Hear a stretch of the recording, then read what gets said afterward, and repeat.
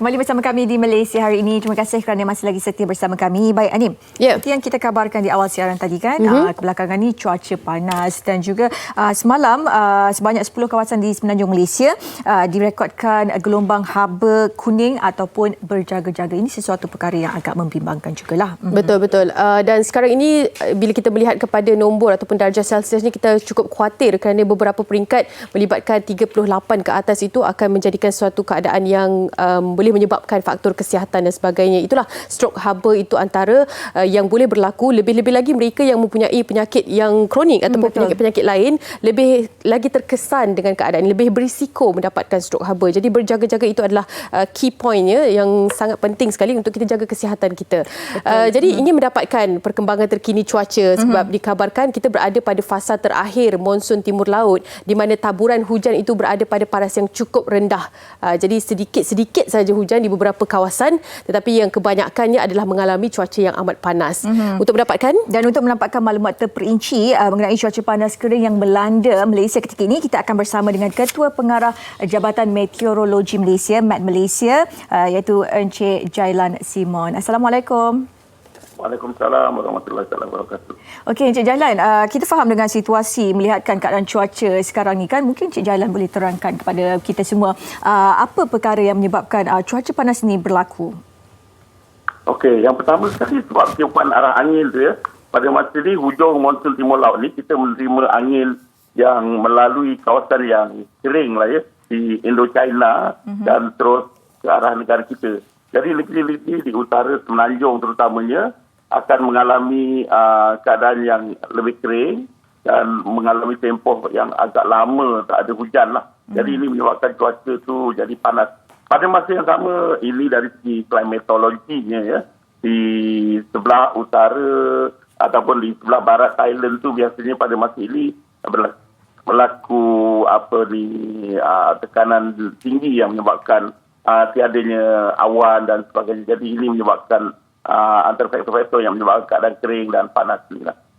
Kalau ikutkan ramalan daripada Met Malaysia sendiri, Encik Jailan, Jailan, bagaimana agaknya cuaca panas ini dijangka akan berlaku sehingga satu tarikh yang mungkin boleh dikongsikan? Okey, untuk jumlah hujan yang kurang ni ya, biasanya dia akan berakhir apabila intermonsun ataupun musim peralihan monsun bermula kita pertengahan bulan Mac. Walau bagaimanapun, keadaan cuaca panas ni biasanya akan mula berkurangan cuma dalam pertengahan bulan April.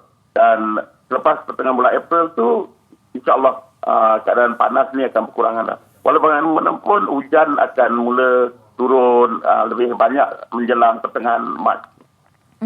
Jadi suhu purata ataupun mungkin keadaan cuaca ataupun suhu yang paling maksimum lah ni kalau musim-musim panas macam ni, Encik Jailan?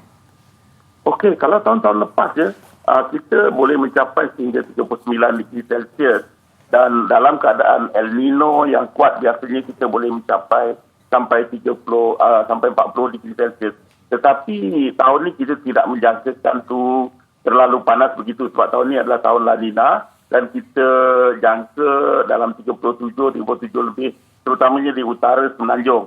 Bagi negeri-negeri di pantai barat dan selatan ni, biasanya sekali-sekala boleh capai 37, tapi jarang sekali lah biasanya, kecuali kalau keadaan tempoh hujan yang tidak turun ni berpanjangan. Tapi untuk tahun ni, sebenarnya kita bernasib baik ya, sebab ada La Nina yang sederhana. Jadi, berbanding dengan tahun lepas, kalau kita tengok suhu bulan Februari ya, sebenarnya tahun ni cuma 36.8 degree Celsius berbanding 38.4 tahun lepas. Jadi lebih kurang 2 degree berbeza dengan tahun lepas.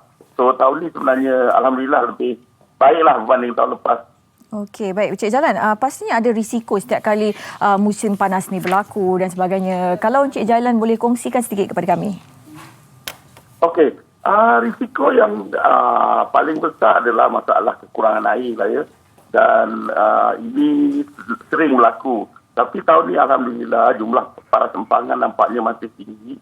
Walau bagaimanapun kita jangan lupa kita kena jimat air. Dan yang satu lagi biasanya yang berlaku adalah pencemaran di kawasan tadahan air ataupun di sungai-sungai bila berlaku cuaca kering ni. Jadi kita mesti elakkan daripada kita melakukan pencemaran di kawasan-kawasan tadan air ataupun di sungai-sungai ini, ya, supaya kita dah lah tak ada air, nanti air tercemar, dah air potong pula. Dan yang ketiganya adalah heat stroke, ya.